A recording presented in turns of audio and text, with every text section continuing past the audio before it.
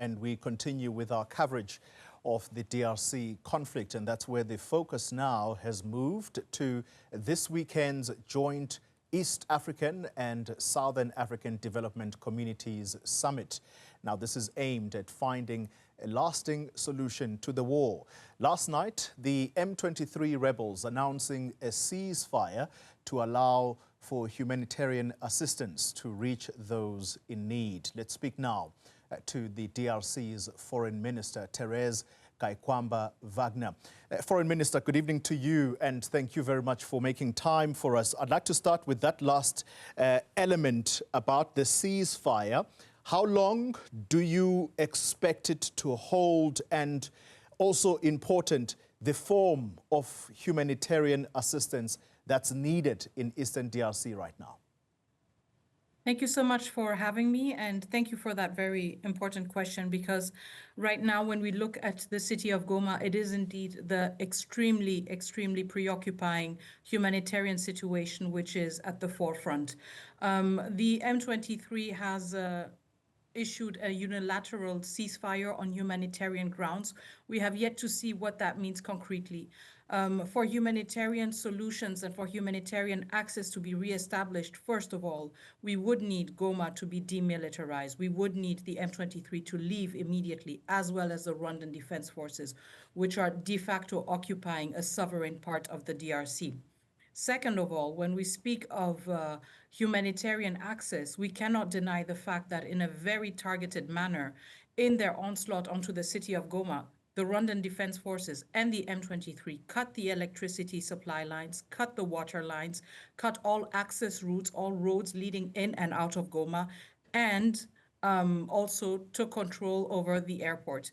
So if we want to be frank and sincere about so-called concerns for humanitarian reasons, then it does beg the question in terms of the methods that were used by the Rwandan Defense Forces and by the M23 in their attack on Goma, which led to the deaths of thousands of civilians. Now, we need to see concrete actions to see what this really means and to have the evidence that this is not a cosmetic fix, because the world is waking up to the horror that Kigali and the M23 have unleashed on Goma, and that there is some serious intent. But the actions of the M23 until now show us otherwise. They have no respect for human lives. They have no respect or understanding of international humanitarian law. Yeah, I'll come back to the point about the Rwandan forces that you say are in your country.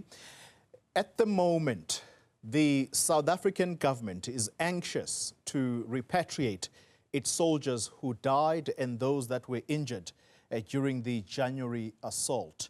Are you aware of any of these plans? Can you share anything about the execution of this planned repatriation?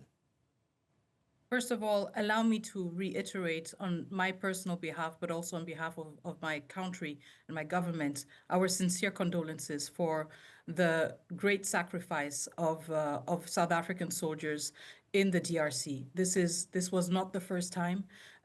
South Africa has stood by us for many years. We will forever be in debt towards the families, but also the country of South Africa.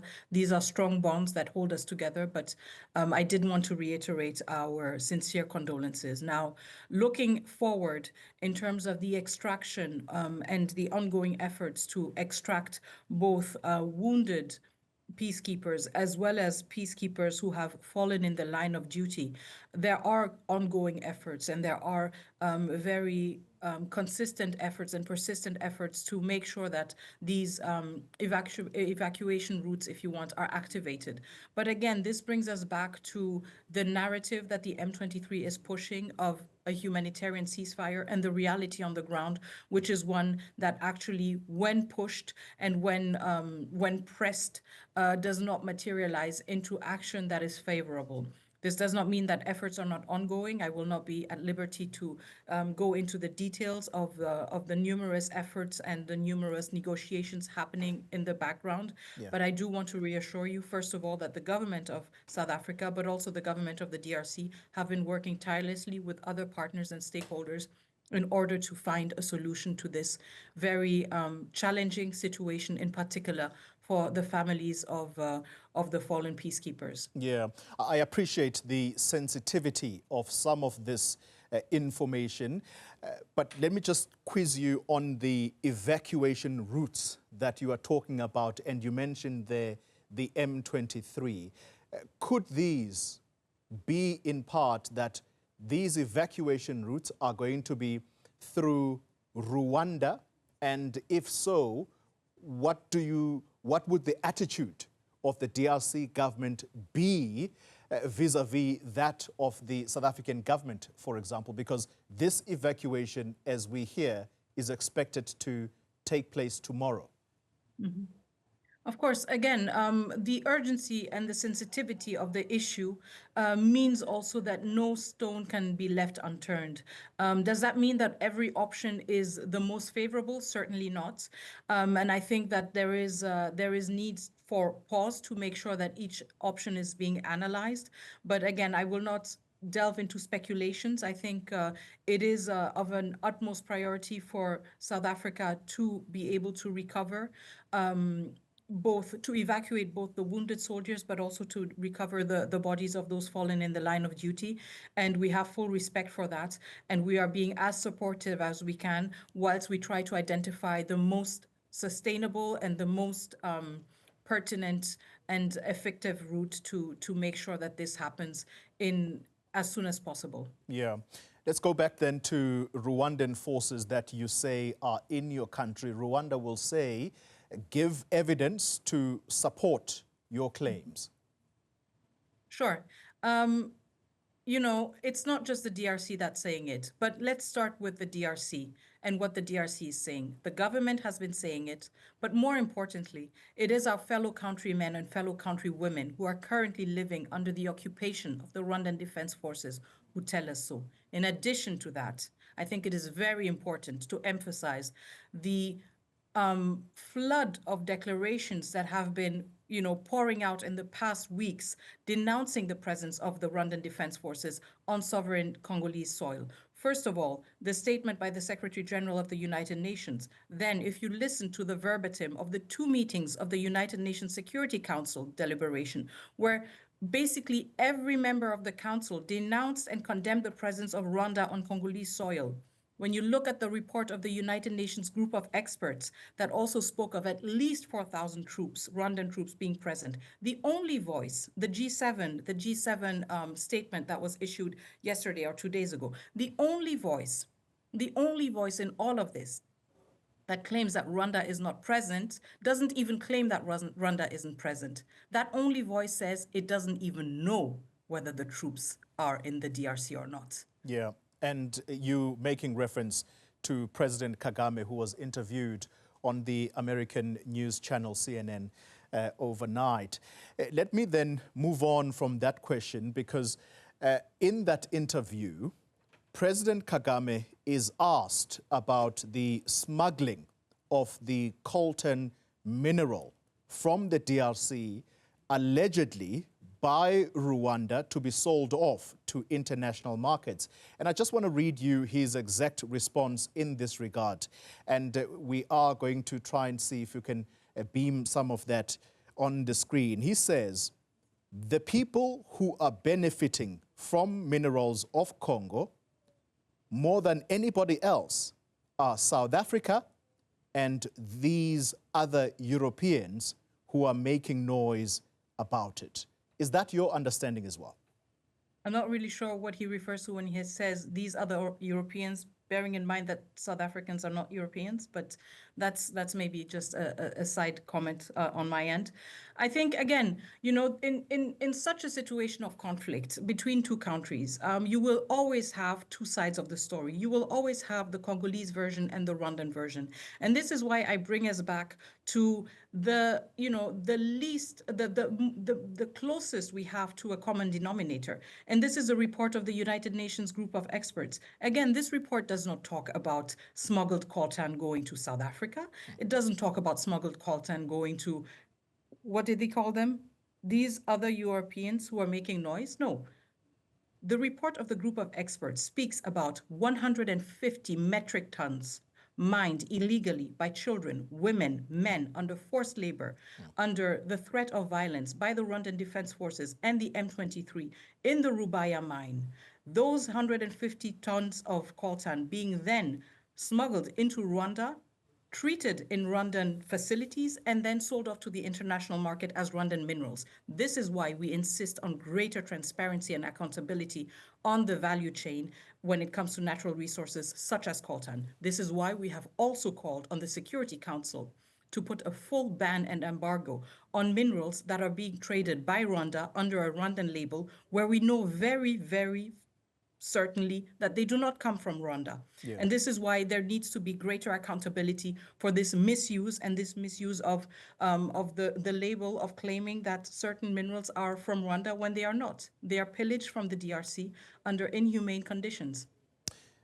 Foreign Minister, I'd like for you to just set the record straight, because this element about the minerals of Congo has found expression in the South African Parliament today, where the members of Parliament were questioning the Defense Minister about the exact role of the SANDF in this semi-DRC mission. And the direct accusation is against the president, whom they say is protecting his business interests using the South African military.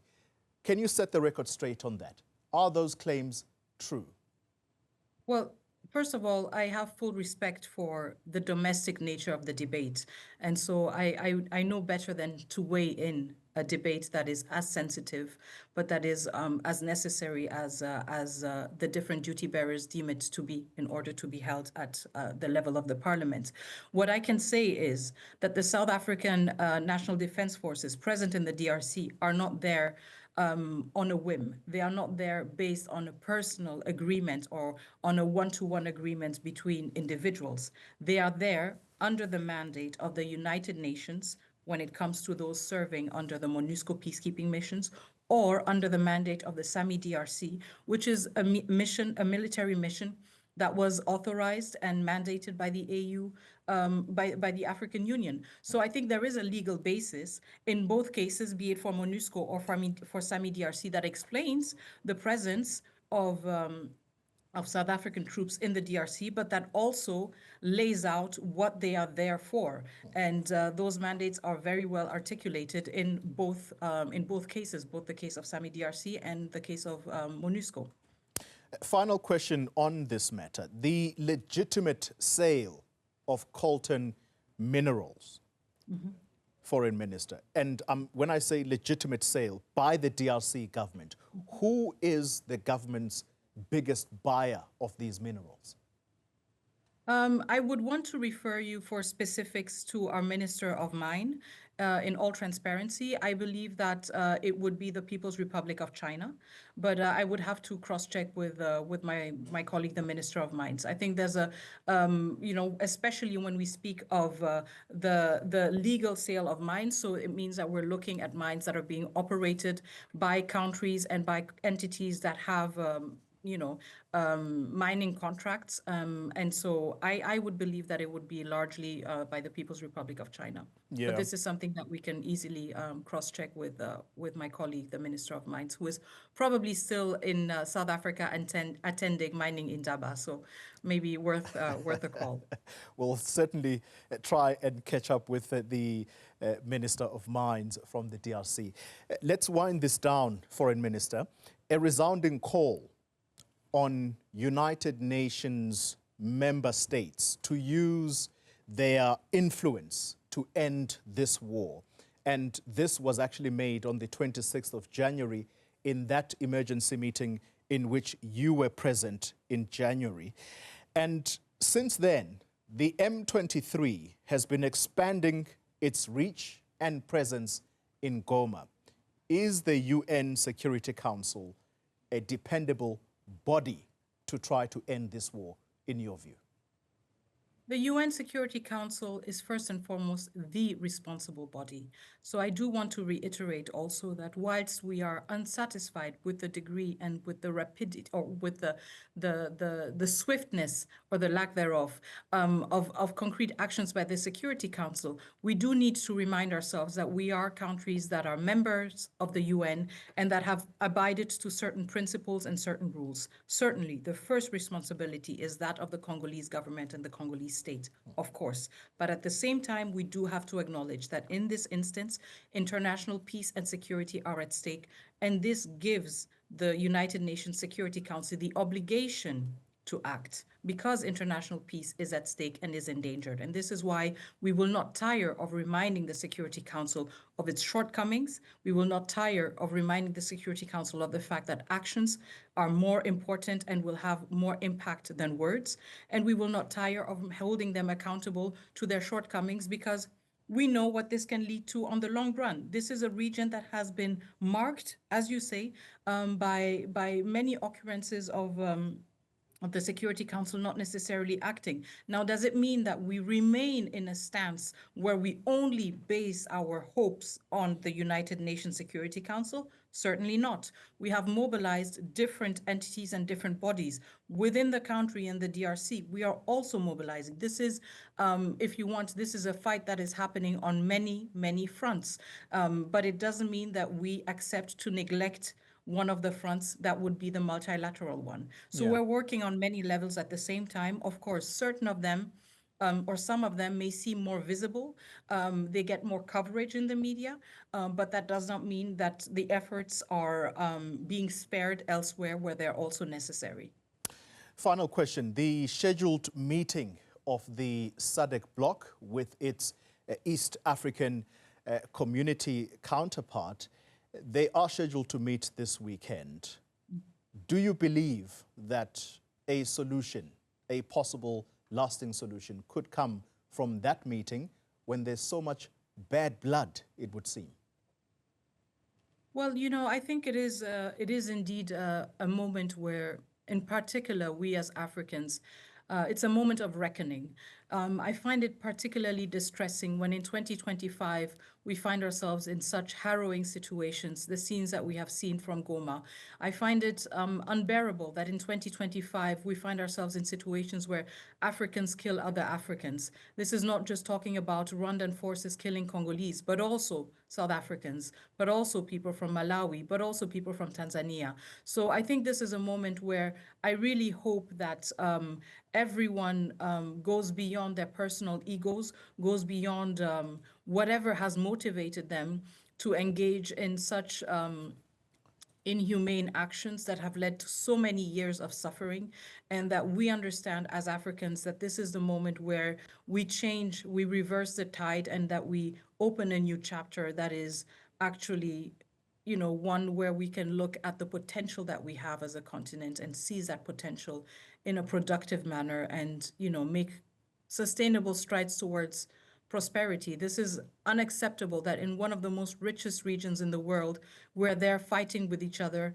as if we had made no progress whatsoever as Africans, both legally speaking, both from a point of view of just humanity. This is such a setback for humanity and for our understanding of what it means to be African.